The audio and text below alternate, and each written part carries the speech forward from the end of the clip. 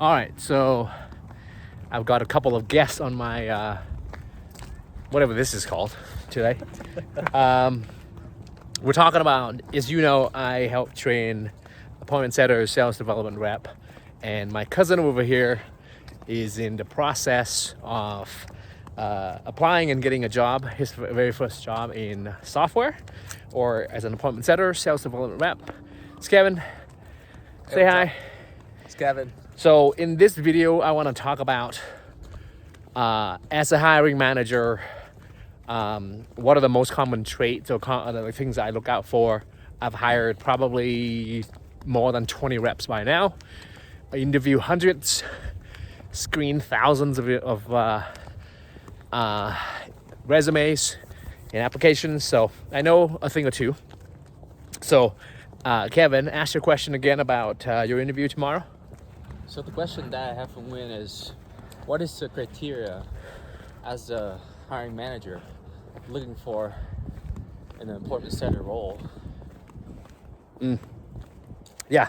So like I said, I've interviewed a lot of people, and as a hiring manager, I will tell you the biggest issue that I have as a hiring manager is that people, like, the bar is so low. It's so damn low in terms of how much effort people put into the application and into understanding the company, that if you're applying for a job and you spent 30 minutes,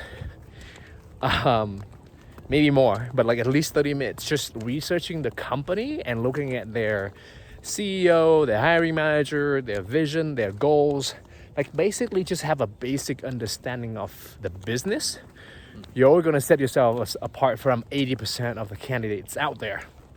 So for you, to give you an example, I must have interviewed, just for my current role right now at a software company, 20 people, and we have a free trial as of the software.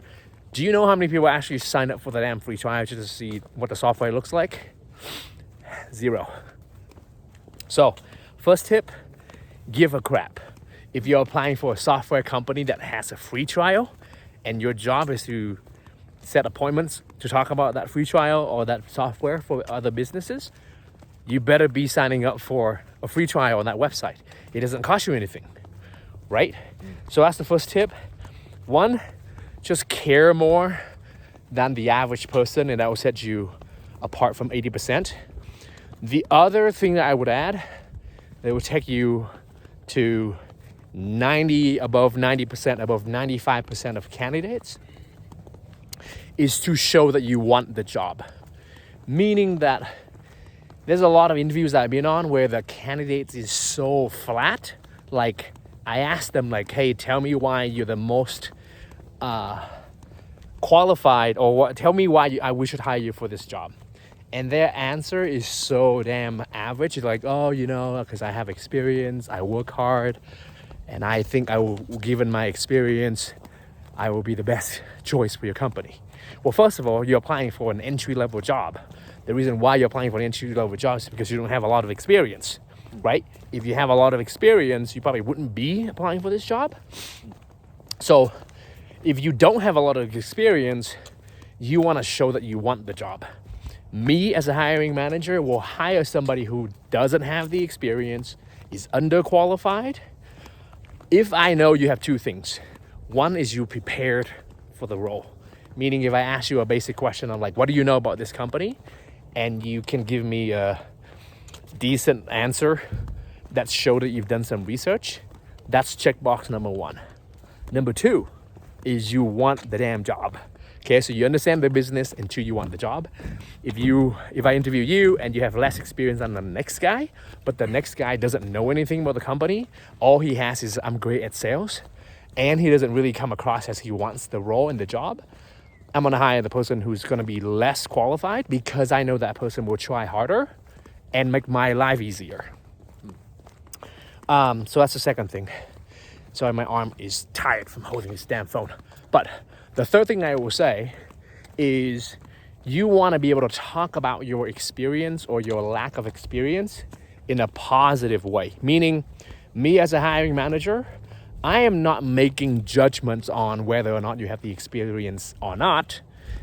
I'm waiting for you to tell me why what you have done or what you haven't done is a strength of yours. So to give you an example, oh man, I'm gonna switch my hand here. So to give you an example, okay? So Kevin works in a nail salon before, okay? Most of his professional work experience has been not in software, right? You can use that as, oh, this is why I'm not qualified. Or you can turn that around and say, hey, I've actually had experience working with small businesses. I have experience in working customer service. I understand how, by the way, what does this company do again? They are managing, they're like a third-party risk management. And they have a software that help corporate pretty much running their entire system through like a, it's called like an ethics base is run through, they have 3 criteria, which is like ESG.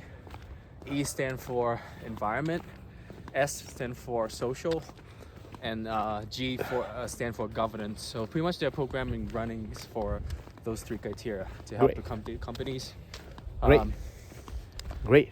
So you can use your lack of experience in this space as a weakness, or you can turn it into a strength. And how you would turn it into a strength is through research, right? So on this interview, I might ask you, hey, tell me about what you know about the company. Tell me about your experience in the industry. And you might say, hey, I actually don't have experience in this space yet, but that is why I'm really excited to join and learn more about it. And I've done this research X, Y, and Z. I understand that you work with this space, and this space. And the vision for the company is to achieve A, B, and C. Okay? So you're kind of like answering the question of I don't have experience by showing them that you've done the research and you've like basically level up yourself through your research and your desire to grow and to learn, right? So you're using your lack of experience in this space and turn it into a strength, because now you're saying, hey, because I don't have it, I've done a lot of research into it and I understand a little bit of it now. And therefore, you're also kind of signaling that you're hungry and you want the job, okay?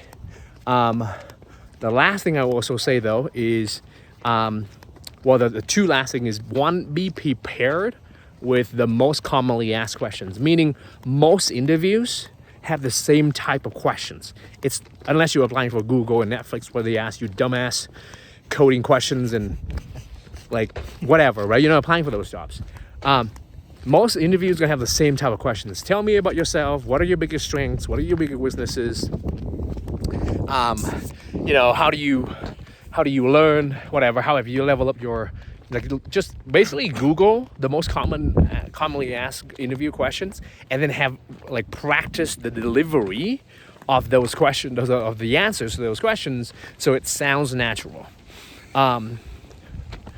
And then the very last thing I will tell you is I always follow up after the interview. So this is the biggest flaw of people applying for sales jobs, because in sales, half of the sales is made in the follow-up, right? If you're applying for a sales role and you don't follow up on your damn interview, how are you gonna actually become a salesperson and be a good salesperson, okay? So I always send an email before the interview if I can find the email address of the hiring manager, and I will say, hey, I'm really looking forward to speaking with you about this role, so and so. Just basically telling them that I'm excited about the role. And then after the interview, again, I always send a follow-up email, and in that email I say, hey Kevin, it was really good having talking with you about the opportunity at whatever company. What you said really stood out to me on this topic.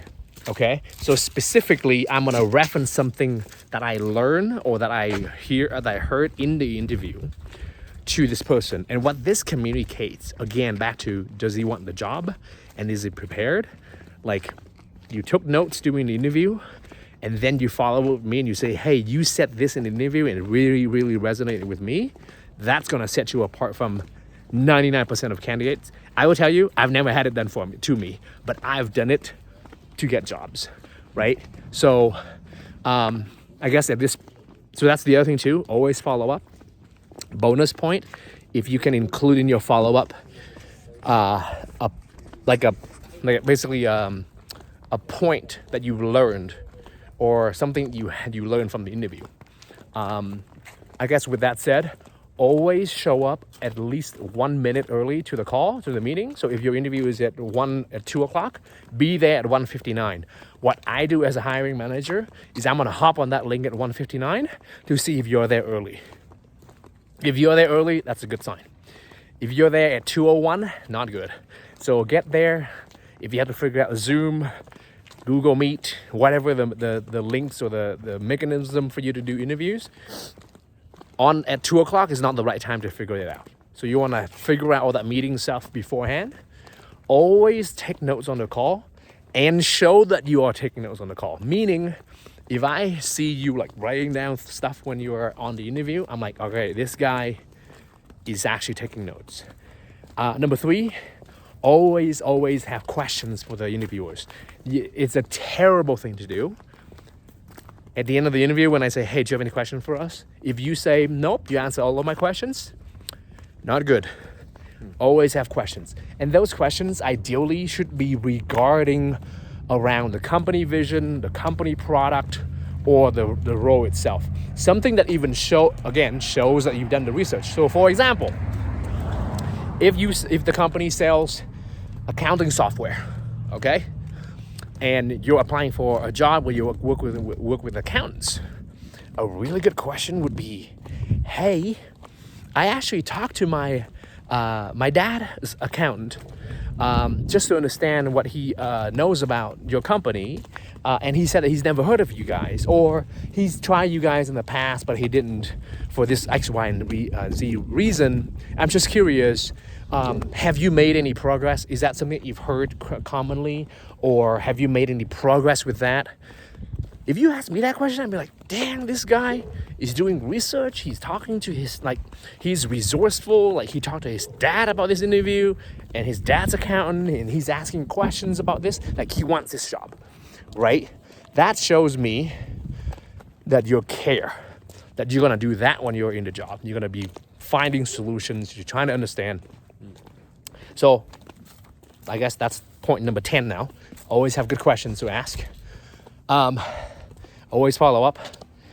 And then the last thing I would tell you, no one would tell you this because it's not appropriate, but you are judged on your accents and your English. And again, if you're a programmer, that doesn't matter. But if you're in sales, dudes, if you're in sales, I will tell you, this is not coming from me. This is from the people this is from businesses that I've tried to hire for. They will tell you, or they will tell me, hey, great guy, but I can't hear him on the phone. He sounds like English is not his first language, and our clients expect professional salespeople. It's not going to work. So practice. If you have an accent, know that this should not be the reason why you don't get a job, and that should not be a disadvantage for you. I would tell you, in the real business world, it is going to be. So do the work that you need to do. If you're applying for a sales job, though, if you're a programmer, you can be like my other guy over here. Don't have to speak a lot of English. He does speak English, but that's my whole point. Anything else? Well, the question is, you pretty much help me answer he deliver more than he should. Wrong answer. See, you always should have a follow-up question for me. So, God damn it, my hand. I have this question, so I've been looking for on a few YouTube videos. They always ask are you, when I'm gonna hearing back from you, how is the result of my interview? Is that a good question to ask, or yeah, it's not a bad question. I would say for the very last question, which is just so I have the right expectation on my end. What does the next steps look like? Yeah. That's also a good sales question too. So I would ask it, but honestly, everyone's gonna tell you you have more interviews, and then we'll be communicating over emails. It's a standard process, Right. but it shows that you want to know what's next. Right. So even though like they say it's like a standard, so do you need to push on that, or are you gonna leave that at a good note, like so? No, I would never push on it. Okay. Let's turn back. I would never. Anyone's watching this video this long is gonna get like a headache, because not only do my hands are shaking, but I also flipped the phone upside down like 3 times. No, don't ever push the timeline. You can't push the timeline anyways. Okay. What I would do though, I could do this, is if you have competing offers, meaning that you're also interviewing for other roles, Right. you could say, hey, just so I know, and just so I can align with the other interviews I have on my schedule, what does the next step look like? Right. So now you're communicating that they're not the only job that you're applying for, Right. and also you're setting the expectation that they're gonna have to also be timely with you if they really want to work with you, and that also communicates choices. Also, I have this question: that what is a good sign for a good interview to flow in your experience? What is a good sign that when you feel like, okay, this is the guy. I want this guy. Well, all of those things that I mentioned kind of add up. Okay. If they're on time or early. Like, I You- would say, like, what is this, like the gesture or the word that you say during the interview that like kind of hints that. Well, there isn't one word. The gestures you are speaking about is what I just said, Yeah. right? You can speak intelligently Right. about the company's vision, the product. If they have a free trial, you said to me, I signed up for the free trial. If I ask you, hey, what makes you the best candidate for this job? You can actually speak for more than 10 seconds, because most people go, well, based on my experience and my previous accomplishment, I'd be a good candidate. No, right? You want to say, well, great question. Based on my research, your company have these 3 visions, these 3 goals, these values, and here's why. And here's the 3 things I've accomplished in my career, and here's my 3 values, and I see the perfect alignment. I've always accomplished X, Y, and Z. In my previous job, in my previous sales job, I was able to, triple the production of the role, and therefore I'm confident I can do the same thing for this role. So you're giving examples on why you're the best candidate, not just I'm the best. Yeah. Right? deliver You have proof. intelligent questions. And then the last thing I would add is you perform well under pressure, meaning that I could throw you a question that you're not expecting. And even if you don't have all of the perfect answer, you're able to give a good answer on the spot. So let's say I ask you a question, I'm like, all right, hey, you don't have a lot of work experience and everything you say so far sounds good. Tell me why we should hire you even though you don't have the right experience. Like, do you have an answer to that? On the spot, right? 1, I will work hard, and here's how I have worked hard in the past. 2, I will dedicate myself to learning the industry, and here's how I have also dedicated to learning before. 3, right? You're able to give 2 or 3 things on the spot, and then back it up with evidence. I would say is the key thing. The last thing I will come back to is that if I can tell that you are hungry and you're intelligent, that's usually a good sign, especially for an entry-level sales role. So yeah. That's more than I could ask. All right, well, my arms are fucking dying, so we're end the video here. I'm sorry if you have a headache watching this, but hopefully this is helpful. Subscribe for more. Peace.